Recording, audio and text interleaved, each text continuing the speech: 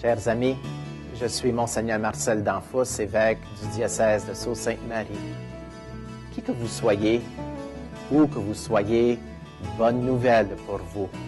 Dans notre Église diocésaine, il se vit de grandes choses dans des situations bien ordinaires.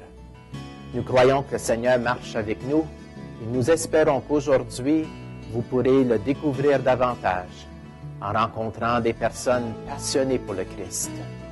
En tant que pasteur de cette Église diocésaine, je vous remercie de vous joindre à nous. Bonne émission. Merci d'y être. Bonjour et bienvenue à une autre émission de l'Église diocésaine. Mon nom est Lise Dugas et aujourd'hui, c'est une émission spéciale puisque nous célébrons la grande fête de Noël. Un temps pour les rassemblements avec nos familles, un temps de partage avec nos amis. J'ai le privilège aujourd'hui d'accueillir Monseigneur Danfous, évêque du diocèse de Sault-Sainte-Marie. Bienvenue, Monseigneur.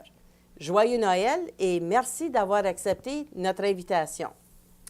Bonjour Lise, merci beaucoup. Il me fait plaisir de pouvoir vous accorder à vous et à tous les auditeurs aujourd'hui cette occasion de pouvoir échanger ensemble et l'occasion aussi pour moi de vous souhaiter mes vœux de Noël que j'aurai l'occasion de faire à la fin de mon émission. Donc, Monseigneur Danfous, comment avez-vous vécu cette année? Eh bien, ça a été une année bien remplie, comme toujours. Je termine ma deuxième année ici comme évêque du diocèse. Il y a toujours beaucoup de choses qui se passent. Et pour moi, en faisant le retour sur l'année, je dirais que le fait le plus marquant, le plus saillant a été ma visite à Rome, la visite ad limina que les évêques du Canada font à tous les 5 ans, mais ça fait en fait une dizaine d'années que nous avons fait ce voyage à Rome. Et ça a été une occasion pour l'Église diocésaine, l'émission, de faire un petit reportage là-dessus au printemps dernier, je crois, avec Émile Guy. Et qu'est-ce qu'on entend par l'expression ad limina? Eh bien, c'est un raccourci du terme ad limina apostolorum, qui veut dire au seuil des tombeaux des apôtres Saint-Pierre et Saint-Paul. Alors, c'était comme un pèlerinage pour les évêques où on se rend à Rome pour aller prier. C'est comme un temps de ressourcement spirituel, mais l'occasion aussi pour les évêques de rencontrer le Saint-Père et de visiter aussi les différents dicastères pour être à jour dans tout ce qui se passe dans l'Église universelle et aussi communiquer aux gens-là ce qui se passe dans notre pays et dans notre diocèse particulier. Alors, ça a été toute une semaine bien remplie, beaucoup de réunions, mais qui a été très enrichissant et l'occasion aussi de développer de la fraternité entre les évêques. Alors, les évêques du Canada, on y va en 4 différentes régions. Alors, ce sont tous les évêques de l'Ontario qui se sont rassemblés à cette occasion-là. En tout cas, ça a été un temps exceptionnel. Ça a dû vraiment être un voyage mémorable. Oui, en effet. On n'oublie pas des choses comme ça. Non, j'imagine. Puis, quels ont été les autres faits importants durant cette dernière année? Bien, je passe beaucoup de temps à faire quelque chose qui est important pour un évêque. Il s'agit des confirmations. Alors, c'est vraiment une belle occasion pour moi de visiter toutes les paroisses, mais aussi d'être en contact avec les jeunes. On ne les voit pas assez souvent, je trouve, les jeunes dans nos églises. Et pour moi, c'est un temps sacré, un temps bien important pour renouveler la mission qui nous est confiée, comme on le fait pour les jeunes, mais pour tous les parents aussi qui s'y trouvent à cette célébration. Alors, comme vous le savez, immédiatement après Pâques, on a des confirmations qui ont lieu jusqu'à l'été pratiquement, et ensuite tout le mois de novembre. Alors, je viens tout justement finir une longue tournée de confirmation à travers le diocèse. Comme vous savez, ce qui se répand de North Bay jusqu'à dépasser Wawa, Dubreuilville et White River. C'est une grande étendue, le diocèse. En effet. Alors, je fais beaucoup de millages. Puis, en novembre dernier, soit le 3 novembre, vous avez eu à prendre une très grande décision. Oui, alors pour les gens d'Elliott Lake, ça a été une annonce que j'ai faite le 3 novembre dernier, une décision qui n'est quand même pas un décret qui est une décision finale, là. Alors, ça a été une annonce d'abord d'un choix que j'ai été obligé de faire au niveau de quelle église sera le lieu de rassemblement pour tous les catholiques à Elliott Lake. Comme vous savez peut-être, il existe présentement 2 églises, 2 paroisses, alors pour les francophones comme pour les anglophones. Et les 2 communautés ne sont pas en mesure de garder leur église respectivement. Il y a trop de rénovations à faire sur les 2 églises. Alors, il a fallu faire un choix entre les 2 églises. Alors, c'est la pire des choses qu'un évêque doit faire, c'est de dire à une communauté chrétienne que vous n'avez plus accès à votre église. On choisit une église plutôt qu'une autre. Alors, c'est déchirant pour une communauté d'entendre une nouvelle comme celle-là. Et c'est difficile aussi pour un évêque. Alors, le 3 novembre dernier, j'ai annoncé qu'en effet, les francophones, alors les catholiques d'Elliott Lake devront, à partir, on pense à partir du carême, alors du 14 février, se rendre à l'église Our Lady of Fatima, qui est le lieu de rassemblement pour les anglophones. Ce qui veut dire que la paroisse, l'église de Sainte-Marie sera fermée et tous se rassembleront dans l'église Our Lady of Fatima. Il y a présentement un comité qui aide le curé, Father Tony Manson-Hing, à préparer la transition, faire en sorte que tout sera prêt pour accueillir les paroissiens de Sainte-Marie dans leur nouvelle église, mais aussi de peut-être choisir un nouveau nom pour leur communauté chrétienne. Alors, c'est ce qu'on a fait dans d'autres paroisses où on avait à jumeler 2 paroisses. En tout cas, ça, c'est une option. Je leur ai donné 3 options. Alors, de créer une nouvelle paroisse avec un nouveau nom pour rassembler les 2 communautés chrétiennes, ou de garder le nom d'Our Lady of Fatima, ou en tout cas, ils ont des options. Alors, j'attends une réponse bientôt sur cette question-là pour aider tous ces gens à Elliott Lake. Donc, d'une décision déchirante à quelque chose de plus positif, vous avez eu à effectuer une ordination au diaconat? Oui, alors ça, c'est beaucoup plus plaisant comme expérience. Et ça a eu lieu justement une semaine plus tard, le 10 novembre dernier, à Sault-Sainte-Marie, à la paroisse Saint-Gregory. On a eu la joie de célébrer une ordination au diaconat permanent. Alors, M. Robert Thibodeau a été ordonné diacre et ça a été une belle célébration diocésaine avec beaucoup de prêtres, beaucoup de diacres et leurs épouses qui étaient présents. Et c'est toujours un rappel pour l'Église diocésaine que les diacres permanents ont une place spéciale dans la vie de l'Église. C'est vraiment mettre en valeur le service, le ministère du service en Église à l'exemple de Jésus. Et comme l'ont fait les premières communautés chrétiennes, pour assurer que les apôtres aient le temps nécessaire pour faire l'annonce de la bonne nouvelle, tous les services, tous les projets de charité auprès des veuves, des orphelins, des malades, des personnes dans le besoin, pour pas que les apôtres eux-mêmes soient accaparés par tout ce travail, on a institué, on a ordonné des diacres afin qu'ils puissent assurer ce service-là à leur communauté chrétienne. Alors aujourd'hui, ce service à l'Église est toujours bien important.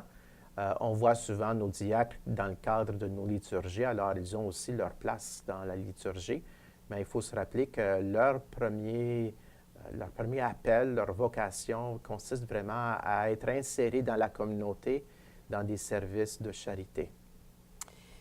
Bon, merci pour nous avoir parlé de cette ordination.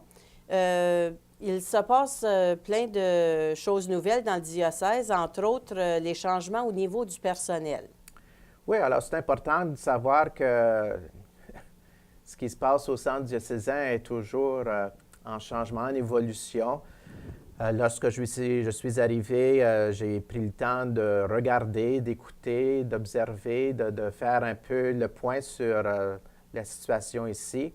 Il y a eu des gens qui avaient déjà prévu un départ et alors il a fallu comme rebâtir un peu toute notre équipe ici, puis se donner une vision, un plan pastoral. Et donc, ça a apporté des changements au niveau du personnel. J'ai moi-même une nouvelle secrétaire dans la personne de Diane Albert. Tracy Wallace, qui était secrétaire auparavant, elle est maintenant secrétaire à la chancellerie, au tribunal matrimonial.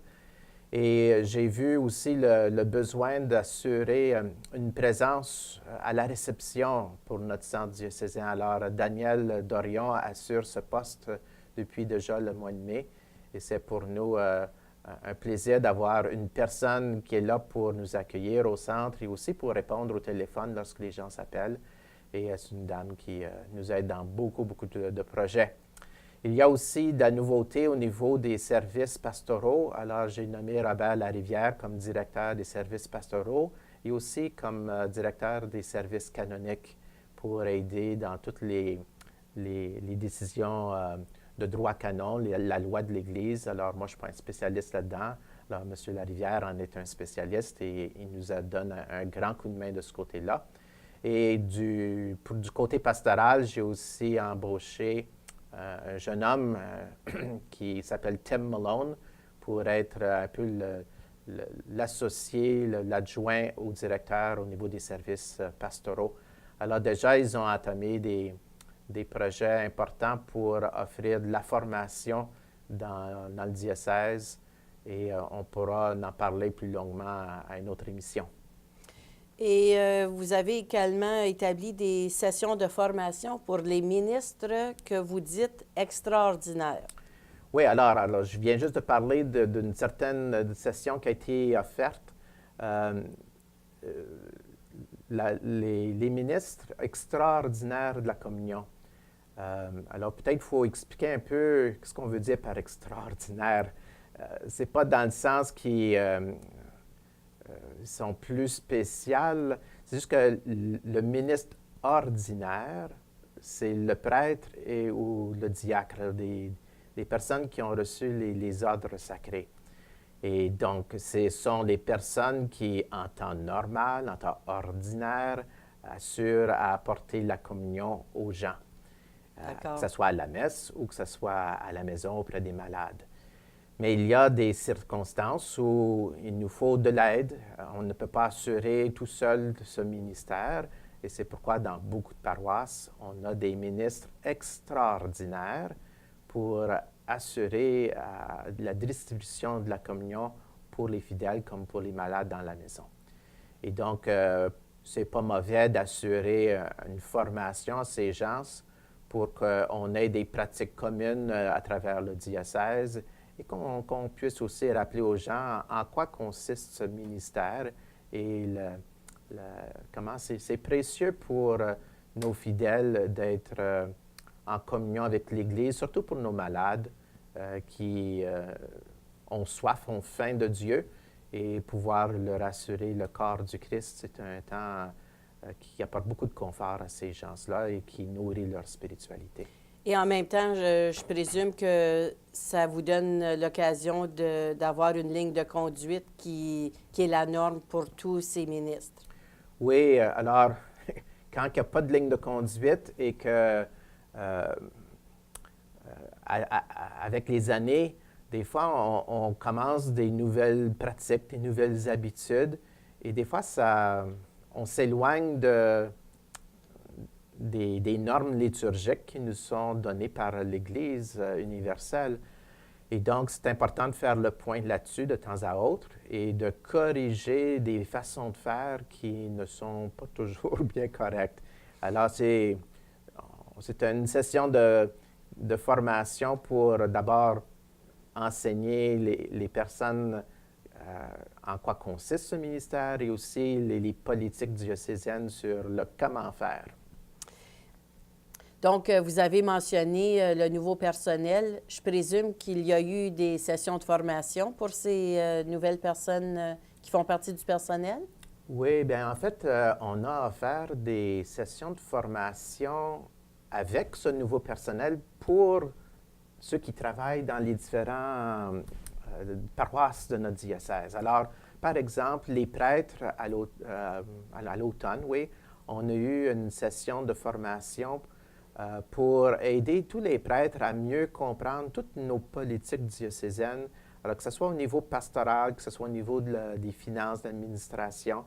Alors, il y a tellement de choses qui se passent dans la vie d'un diocèse qu'il nous faut, pour créer de l'unité, avoir des politiques diocésaines en commun, ce qui fait qu'on se retrouve davantage dans tout ce qu'on fait et ça facilite aussi notre travail au bureau diocésain parce que quand tout le monde fait ce qu'on est censé faire, on a beaucoup moins de problèmes, beaucoup moins d'appels téléphoniques avec des cas problèmes. Oui. Alors, c'était une session qu'on a offerte aux prêtres. Les nouvelles technologies, j'imagine que ça entre en ligne de compte également. Oui, alors, c'est les habituer à travailler avec les outils de la nouvelle technologie. Alors, les nouveaux programmes qui existent sur ordinateur et aussi les façons de communiquer. Alors, ça a été un gros sujet de discussion. Comment on communique nos nouvelles du diocèse à toutes les paroisses, comme qu'est-ce qui se passe dans la vie des paroisses, de pouvoir les communiquer au diocèse pour qu'on puisse créer un genre de calendrier d'activités diocésaines pour que lorsqu'une paroisse, par exemple, désire annoncer une activité, un événement important dans leur paroisse, qu'ils ne choisissent pas une date là où il y a déjà quelque chose qui se passe dans les paroisses voisines. Oui, c'est une bonne idée. Alors, c'est une façon de mieux communiquer. Oui. En plus, on a le cardinal Ouellette qui a rencontré les évêques canadiens au printemps. Qu'est-ce que vous avez retenu de son message aux évêques canadiens? Alors, c'est dans le cadre de la plénière des évêques du Canada. Alors, à tous les ans, à la fin du mois de septembre, tous les évêques du Canada se rassemblent en plénière. Alors, c'est une belle occasion pour nous de se ressourcer, d'échanger sur bien des sujets. Et habituellement, les évêques, la conférence des évêques invite une personne distinguée de l'Église. Alors, cette année, on a été choyés d'avoir le cardinal Ouellette, qui avait été déjà l'archevêque de Québec, le primat du Canada, mais qui est maintenant le préfet de la congrégation des évêques à Rome. C'est quand même une belle présence. Oui, alors c'est un des bras droits du pape. Et donc, il y a une très grande responsabilité. Et c'est un théologien de grande marque. Et on l'a invité pour nous parler plus précisément sur l'exhortation apostolique du Saint-Père à Maurice Laetitia, alors la joie de l'amour. Parce que pour ceux qui écoutent les nouvelles, surtout les nouvelles religieuses, vous n'êtes pas sans savoir que ça a brassé beaucoup de discussions. Il y a eu des interprétations qui ont été faites de cette exhortation qui ont choqué certaines personnes et pour d'autres, on dit on n'est pas encore allé assez loin dans ce que le pape voulait faire. Alors, on fait dire au pape des choses qu'il n'a pas dites. Et il y en a qui veulent vraiment être très, très rigides, très légalistes. Et, alors, ça crée certaines divisions, certaines tensions. Alors, le cardinal Ouellette a voulu partager avec nous sa compréhension et son interprétation de ce document bien important. Et surtout concernant le chapitre 8 du document, où le pape François nous invite à appliquer des approches pastorales et surtout auprès des familles, auprès des divorcés remariés, puis c'est toute la question aussi de l'accès à la communion et ainsi de suite. Et c'est un peu là qu'il y a eu beaucoup de controverses. Alors, le cardinal nous a d'abord rappelé que cette exhortation n'a pas comme clé d'interprétation le chapitre 8. Ce n'est pas là-dessus qu'on doit tout interpréter. Alors, les chapitres 4 et 5 sont beaucoup plus importants. Et c'est important d'être vraiment alimenter au niveau spirituel de ces deux chapitres-là pour bien saisir le contexte. Émile Guy, dans toutes les émissions qu'il a faites sur Amoris Laetitia, a mis ça en valeur et j'ai eu l'occasion de faire justement une émission là-dessus ou l'autre. Mais ce que le cardinal nous a rappelé, c'est que le Saint-Père, en aucun temps, n'a-t-il voulu enseigner autre chose que la doctrine de l'Église actuelle. Alors, il n'y a aucun changement à apporter au niveau de la doctrine. Ce que le pape nous invite à faire, c'est une nouvelle approche pastorale, c'est une conversion pastorale, où on est appelé à accompagner les gens qui souffrent, parce qu'il y a beaucoup de familles, beaucoup de couples qui souffrent dans leur relation, relation matrimoniale, relation de famille, comme dans leur relation avec l'Église. Beaucoup de gens ont quitté l'Église justement parce qu'ils ont été frustrés, ils ont été blessés, Oui. et ils cherchent vraiment à trouver leur place, ils cherchent à mieux comprendre certaines réalités. Et ce beau document du Saint-Père revisite un peu toute la valeur de la famille et du couple et de l'amour. Comment l'amour doit être saisi, doit être compris. Et dans ce chapitre qui concerne l'approche pastorale, il nous invite à l'accompagnement. Il nous invite aussi au discernement. Alors, c'est de prendre la situation de chacun des couples, marcher avec eux là où ils sont, leur aider à comprendre quel est l'enseignement de l'Église, mais les aider à faire ce discernement. Qu'est-ce que Dieu les appelle vraiment à vivre en étant fidèles à l'enseignement de l'Église, mais en étant aussi très actuels, très réels face aux réalités qu'ils vivent dans leur couple, avec leur famille. Et de là, ensuite, c'est d'intégrer, alors c'est le troisième aspect, l'intégration de ce que l'Église enseigne avec le discernement qui a été fait pour que cet accompagnement-là puisse être fécond, puisse produire des bons fruits et aider les couples, les familles à vraiment vivre pleinement de l'amour tel que Dieu l'a désiré pour eux. Vous avez glissé un mot tantôt là, de votre participation à quelques émissions cette année de l'Église diocésaine. Pourriez-vous nous en parler un peu plus? Oui, bien en tout cas, je veux d'abord en profiter pour remercier tous ceux qui travaillent avec cette émission de l'Église diocésaine et qui permet à bien des gens à la maison, un peu partout à travers le diocèse et au-delà du diocèse de Sault-Sainte-Marie, d'être nourris spirituellement, d'être à l'affût de certaines nouvelles. Et alors, je remercie toute l'équipe pour les émissions qu'ils ont faites. Moi-même, j'ai été invité à quelques émissions, justement sur la visite à Dlimina et aussi sur l'exhortation du pape, la joie de l'amour. Et c'est des belles occasions pour moi de rentrer en contact avec tout ce grand public qui écoute et qui a soif de connaître davantage ce qui se passe dans notre Église, et spécialement dans notre Église diocésaine.